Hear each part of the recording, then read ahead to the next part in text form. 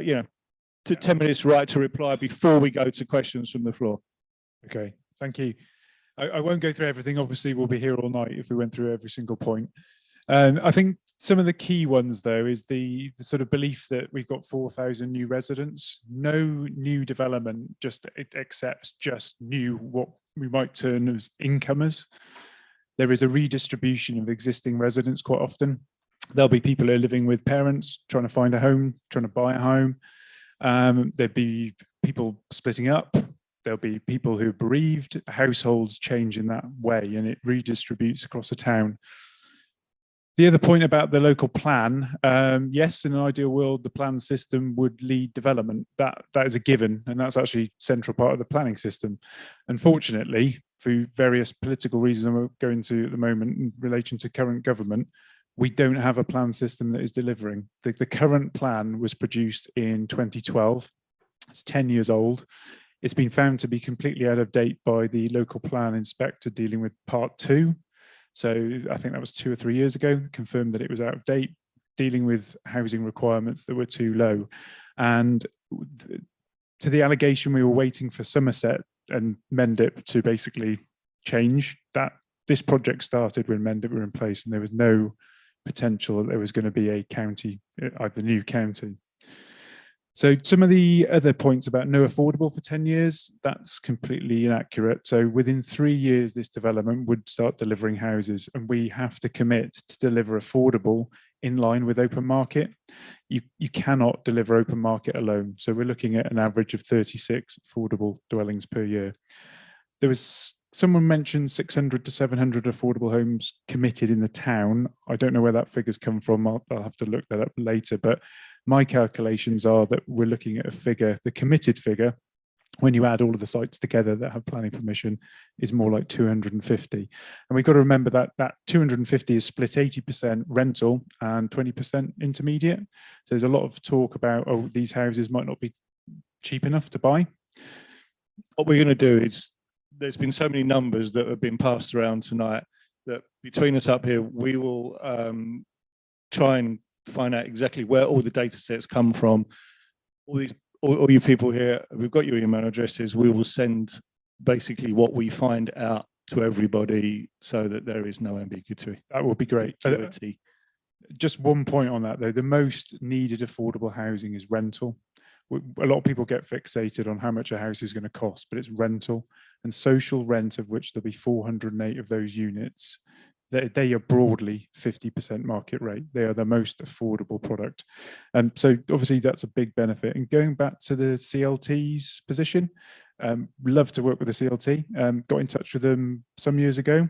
It may well be just a miscommunication, because I sent, I think it was Roger Saunders, a series of emails regarding taking a parcel within the site and leading on that. I think that the last response I had was, one of the red lines put to us was that the CLT wanted the full balance of affordable housing, which I was more than happy to consider, but I have to work with the RPs, so the Asters of the world. So I went to them and the Mendip housing officers to put that to them, saying, could they work with it? And they said, no, they could not accept the CLT taking on the full balance. And that was confirmed back to Roger. So it's still eminently possible that the CLT could get involved, but just not at the full balance of the site, because the RP said they wouldn't get involved and deliver the actual affordable. So, but more than happy to continue those discussions. Same with the Chamber of Commerce. We wrote to the Chamber of Commerce a couple of times during consultation, asking for a meeting, but that was declined. So more than happy to talk about the form of employment that would be provided on the site. So that again remains on the table. Someone mentioned drainage objection, I believe, to the site, but that's not the case. The LLFA and myself have been in discussion with our drainage engineers, and they actually confirmed no objections to some changes to the design principles framework text about what's being provided. And actually they've referred to the scheme as an exemplar scheme in relation to surface water drainage. I'll pass on to colleagues just on a few other points, and then I might come back with one or two further points, but traffic first. Yeah, thanks. I've picked up on a couple of points raised. The first is obviously concern with regards to out commuting from the town. And just to confirm that Frome has the highest level of self-containment of commuting in Mendip. So it is the best, not the worst, and significantly greater than Shepton Mallet by a very large margin. And the second element of commuting is this, more localized self-containment. Its comprehensive development is able to contain an element of its travel because the facilities, the amenities, the jobs, the daily requirements of life are there readily at hand. You don't need to go to Shepton Mallet, you don't need to go to Westbury, because the elements are there that would not otherwise be provided by piecemeal development. And that, in terms of comprehensive development, can be anywhere around 25% of all travel. So it's very significant in comparison to when you're looking at schemes such as the Gleeson scheme, which is, infilling a field without any facilities or amenities.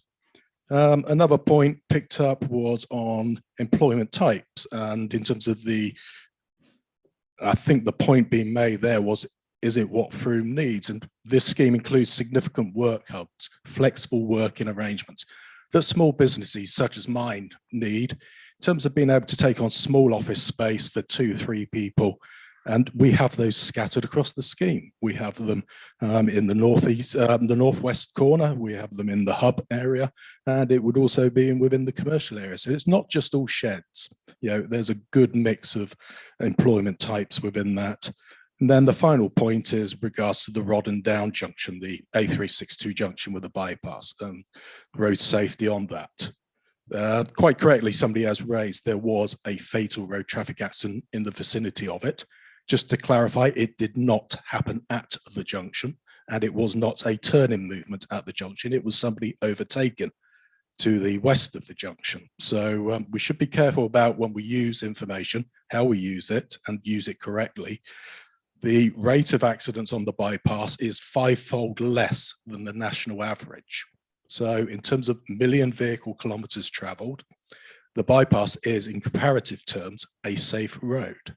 There is not an extant road safety issue that would preclude development or equally require a road safety measure from Somerset Highways at the Rod and Down junction. Yes, there will be accidents there because it's a busy junction. That's a sad fact of life. Thank you, guys. If it's all right, I'm going to take questions from the floor now, if that's... Sorry, a few more. They're just on the trees point. So Okay. I'll cover it, Peter. Just Quickly, yes, thanks. yeah, all veteran trees have been assessed on the site and not one is being lost. I don't understand that comment. And also, sorry, John, on the GP surgery, we did speak to the NHS and offered a new GP surgery as part of this development. Unfortunately, the NHS turned us down. That remains on the table because we've seen the GP comments and actually asked them again, are you sure you don't want a GP practice? Their response is awaited. Okay, thank you. Right, what I'm going to take a couple of questions from this side, then a couple of questions from this side, then a couple of questions online. So put your hand up, please, if you want to ask a question. Lady at the back. If you could state your name and who your questions, I'm guessing who it's referred to, but. I'm Jackie Simpson and I live up on the Mount. It concerns me that we've already had several developments which were supposed to have schools on them, and these haven't materialised. And there's the get out clause on the 106, so that the developers, when they've built the houses, if they haven't got enough funding or something else happens, like some other part of their remit hasn't been built, they seem to be able to get out of building the schools that are planned.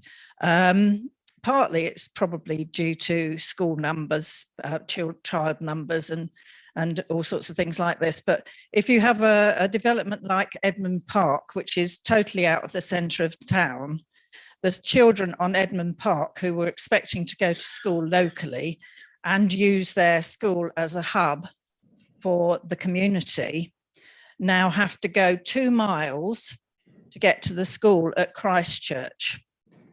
That is what they have to do. That's their school. That's way out of line. And a lot of them have to walk because they're in social housing. They don't have cars. Packsaddle, likewise, was promised a school. and that hasn't materialised either. I don't know the reasoning behind that. So that's 2 schools that we know about, and there are probably others that I don't know about that were promised by developers and haven't materialised. The 106 clause is a get out clause. I don't know if you want to come back on that. Schools is Somerset Education. Yeah, all I could say is we've been in close contact with Somerset Education Authority and continue to. Okay. It is irrefutable. There will be a school on this site. Right. Okay, thank you. Any other questions from this area? No? Okay, I'll move. Oh, sir, go on.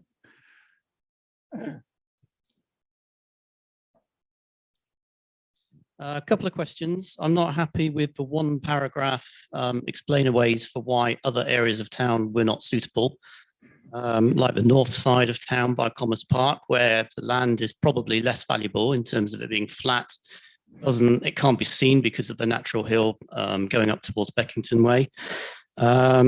Traffic is a big concern. There are literally 2 routes into town. The main route will be the Butts, Marston Road and the Butts, where most of this traffic will go. The rest of the traffic, if it wants to come into town, will be the bypass, the Asda Road and down through Wallbridge. All the other traffic that's commuting to Bath and Bristol, again, will then continue on the bypass and go out on the north side. So again, why couldn't a estate be built there if it was needed? I'd like to see Neil Brabant, because he lives in Frome, honestly sit there and say and put his hand on his heart that the Butts will be fine. And I had another question there somewhere. Section 106s aren't necessarily worth their weight in gold because they can be amended. There was Printworks was section 106, which was to say that the footpath was going to be constructed before a certain number of properties were occupied, and the developer decided that it wasn't feasible to do that. So they went back to the council and got that adjusted so that they could do that and build it later on, if at all. Okay, thank you. I can, with regards to other sites around the town, we can only look at and discuss what comes in front of us. If the landowners don't come forward with development, then we can't do it. I mean, I don't know if LVO spoke to those landowners or not, but we can only look at what comes in front of us. I don't know if there's any other points you want to answer. No, it was just a throwaway comment, because if we went through all of those aspects, we would have been here till about 6 AM tomorrow. But I can send the details of where in the planning submission it goes through the other options in detail.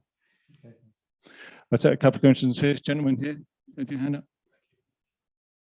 My name is John Harris. Just by way of clarity, I'll be quite quick.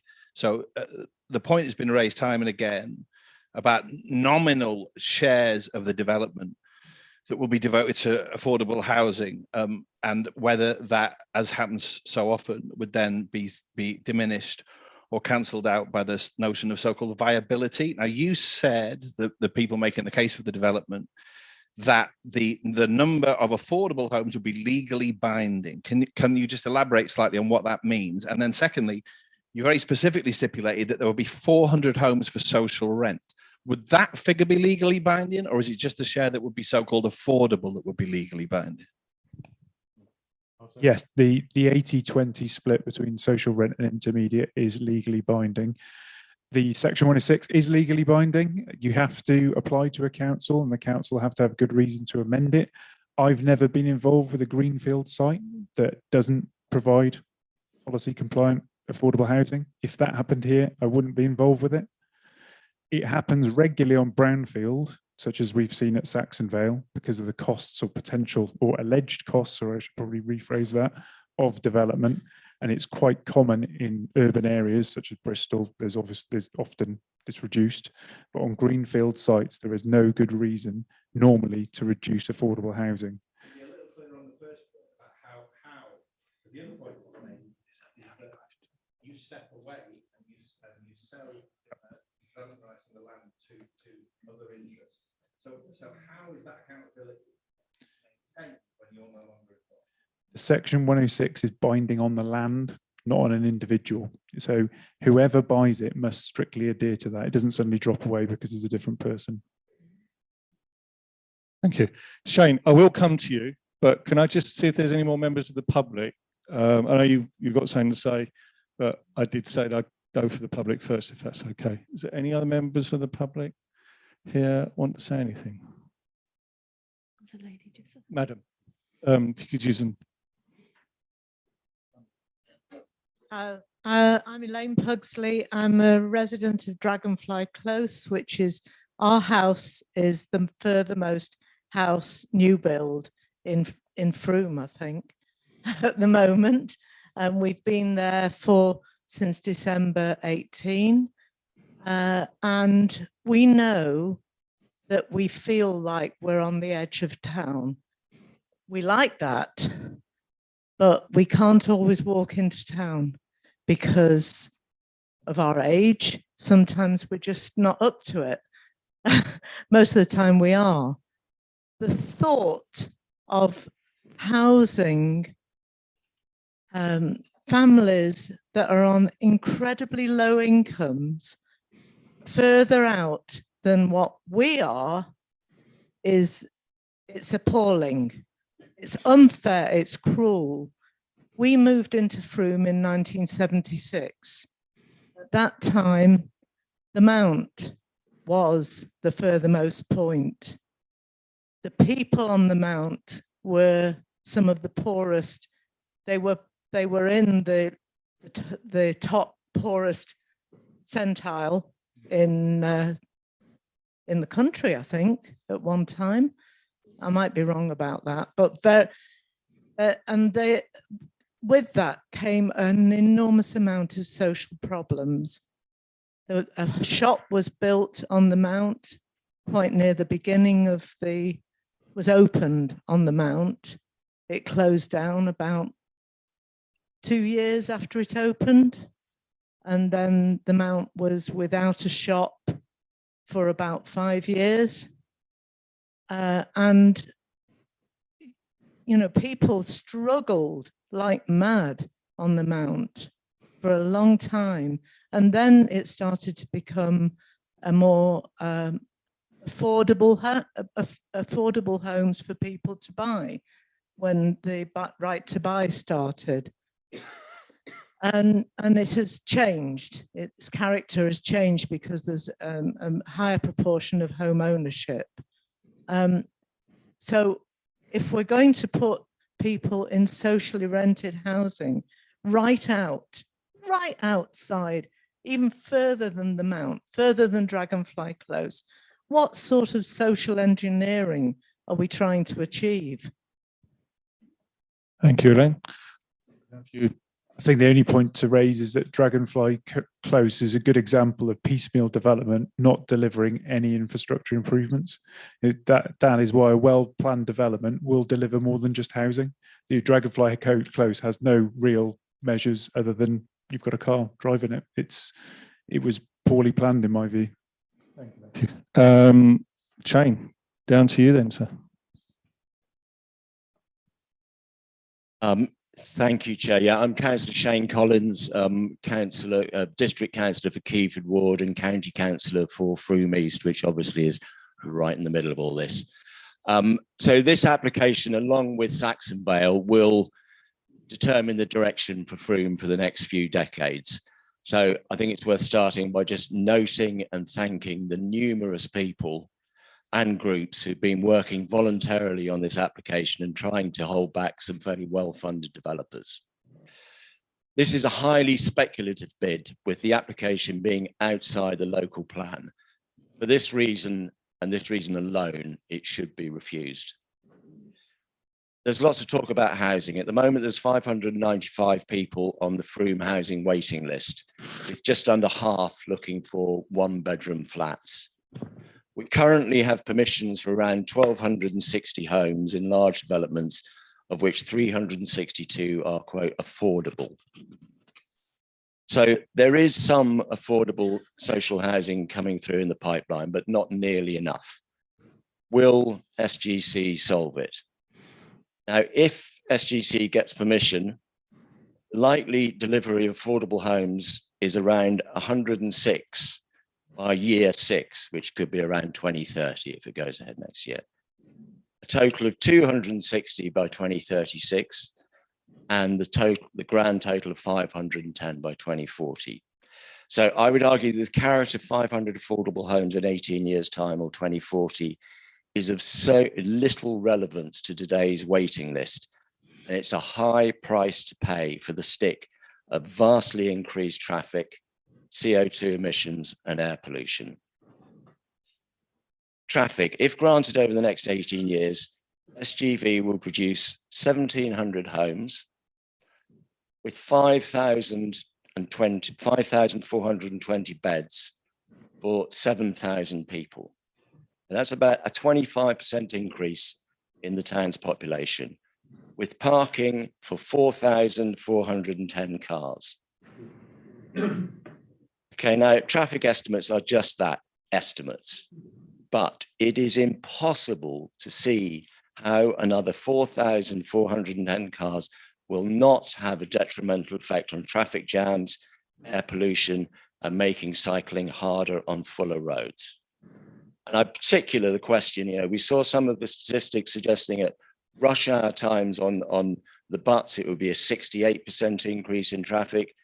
And yet the developers talk about the butts being a 6% increase in traffic, Bath Street being a 3% increase in traffic. Where I live in Lox Hill at rush hour, a 48% increase in traffic. And for vehicles turning to the town centre through Alexandra Road off Lox Hill, ain't going to happen. At the moment, you can't get two passing cars there. So Alexandra Road will have to become one way if this goes ahead. The effects in particular on the butts, well, I think has already been mentioned. And we should also note that Somerset Council has just refused to put double yellow lines on the butts to stop more parking. Somerset Highways Agency have recommended that no permission be given before March 2023, pending further transport details. Walking, it's been made the point many times that simply it is too far away with too many hills for walking to the town centre. So people will rely on cars or hopefully bicycles and e-bikes. Lastly, finance. Estimates of 7.5 million profit to LVA and around 40 million profit to landowners. The contract details between LVA and landowners emphasises maximising residential development, open market site sales, and minimising the S106 legal agreements. We have a planning system where developers, who incidentally contribute about 20% of the donations to the Conservative Party, have a system stacked in their favour with very poor environmental regulations, which should have been updated in keeping with the climate emergency. So I urge Frome councillors to turn down this proposal and send a clear message to the Mendip Planning Board that the people of Frome do not support this application to vastly increase the size of Frome with its limited infrastructure. Thank you.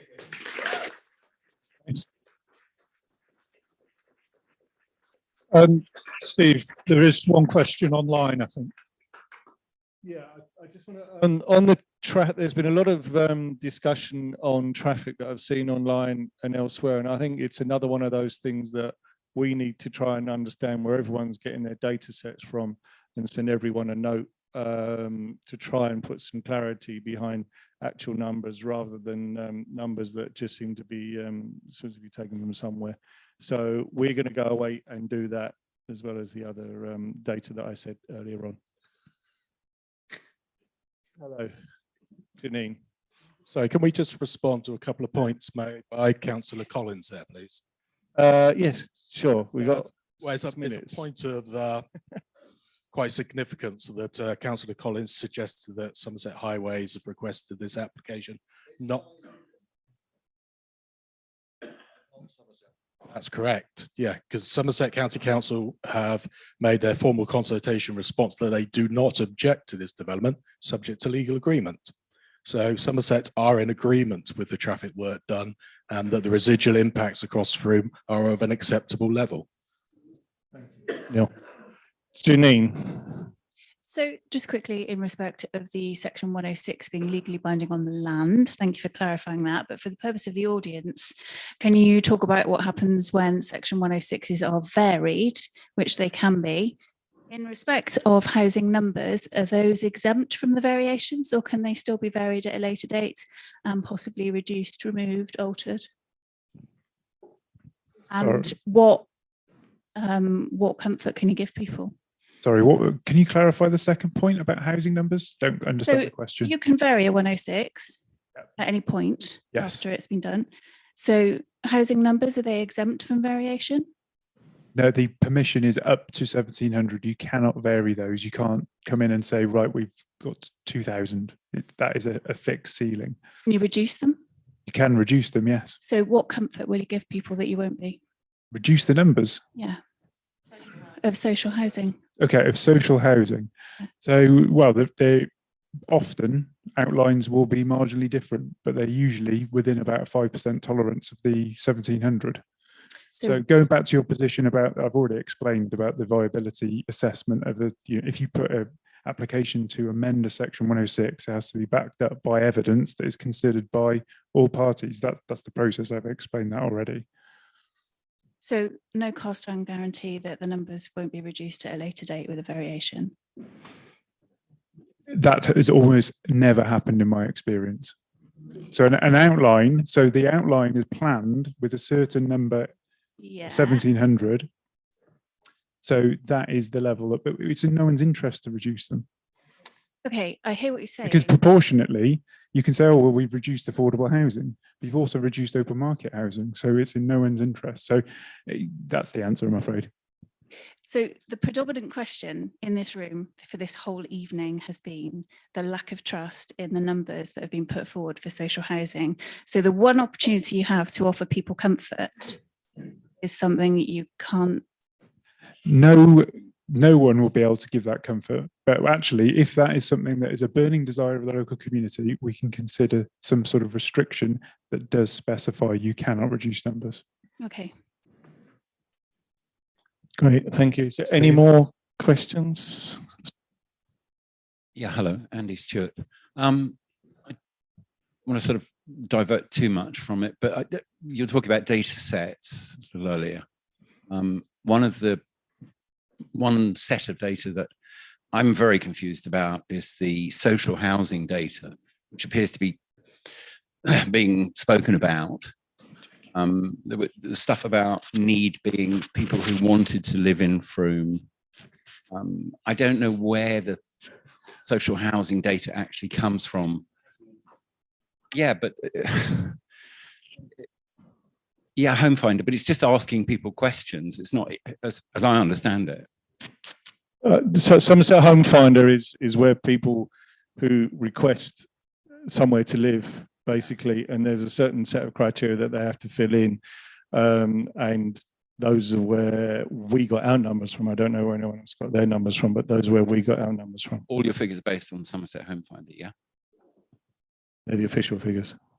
Okay, thank you.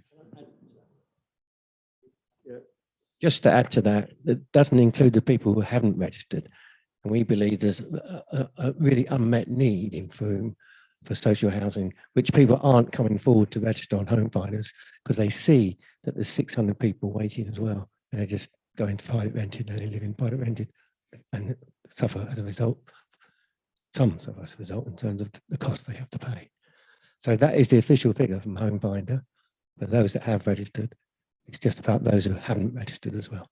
So there could be far more. So when you say people who want to live in Frome, that's people who've registered who live in Frome, or people in London who want to live in Frome? There's two or three sets of criteria. It's people who live in Frome or have a connection to Frome. So the numbers that we put up don't count the people who just want to live in Frome, because that would be over 1,000. Yeah. Well, they either live in Frome or they have a connection in Frome, like, you know, family or whatever. There's a lot of younger people that have moved out of Frome because they can't afford to live in Frome. No, social housing will not be given to people who come in from London. The Home Finder register for people who want to move in or have a connection with Frome is only for those who have a connection. If they live in London now in social housing and they want to live in Frome because they have their family here, then they can be on the register as well. But I think you might be applying to the market section of the housing, because that is not uncontrollable in the sense of who buys it or who can afford to buy it. So we can't control the market housing, and that could be a lot of people from outside Frome. And I'm not saying that's a bad thing, because we need vibrancy, we need new people coming into the town, we need new families. But it's about that marking section, which I also worry about personally. That's a personal view. When we send the data, we'll send the criteria by which the data is got. And if you have any more questions, then please feel free to get back to one of us. Are there any questions from councillors sitting up at the top table? I don't even know where to start. I don't know. Are there any questions online? We do have one question now. Go then, Jane. Catherine's going to. Catherine or Jane? Go for it. Go for it. You got There's a question from Adam Boyden, who wants to know if can I ask the promoter, does he know yet whether it's anticipated that the application will come to Mendip District Council Planning Board for a decision? Thank you. Yes, it's hoped to go before Mendip, not Somerset. Great, thank you. Anything else? Two more questions. Right, we're running out of time, so very, very quickly. Martin Jimmery, Somerset County Council. It's I'm a bit pessimistic at the idea that might not go to Mendip. I think it might well go to Somerset. Actually, it depends if there's a delay on it, as there very often is, and we don't actually know what the structure of planning is going to be at the Somerset Unitary. It certainly won't be. It's very unlikely to come out of Taunton. I would think they'll retain an office in Mendip at Shepton. I think it's important to know that, because it does mean the structure of that committee will change, and I can't make a comment tonight on which preference I have, because I might end up on that committee and I'd have to be predetermined. So I'm not saying anything. What I would like to say is the debate has been fascinating. It's been really well conducted, and I think we've all learned a lot. I've certainly been involved in the discussions on this for a very long time, but there's lots of things I picked up tonight. If I could, I'd just answer the question on the schools, because the answer to that is clearer. There will be a school at Edmund Park. I've been reassured several times, and the Berkeley School will be actually closed because it's very dilapidated to accommodate that. So that will happen. As far as Packsaddle is concerned, that was never it was land put aside for development. It wasn't actually intended to be. No developer has gone in for that. So, and what do you mean? Yes, I know. But there's no developer has come in to build that. There's no need for a school there. Well, I'm not going to get into a two-way discussion. There isn't going to be a school on Packsaddle. It's as simple as that. There's not a need for one. Okay, thanks, Martin. Right, any more questions? If not, so one, no? One more online. Right, two more questions. Two more questions, one online, and this gentleman here. Very quick. Yes, was just Adam Boyden again said he'd like to ask another question, but it's not come through yet. So okay, sir.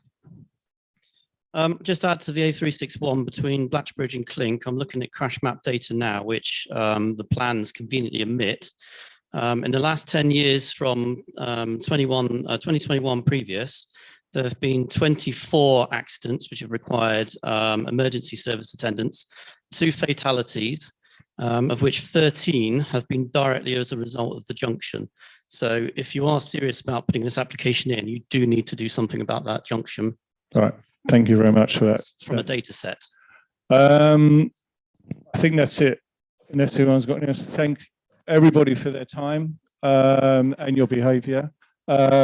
One last thing, so we are the planning committee. We won't be making decisions tonight because the rest of our councillors also want to be involved in this decision-making process. As I said at the start, this will come to either a full council meeting or an extraordinary council meeting at some time in the future. Thank you all very much for your time, your patience. Good night.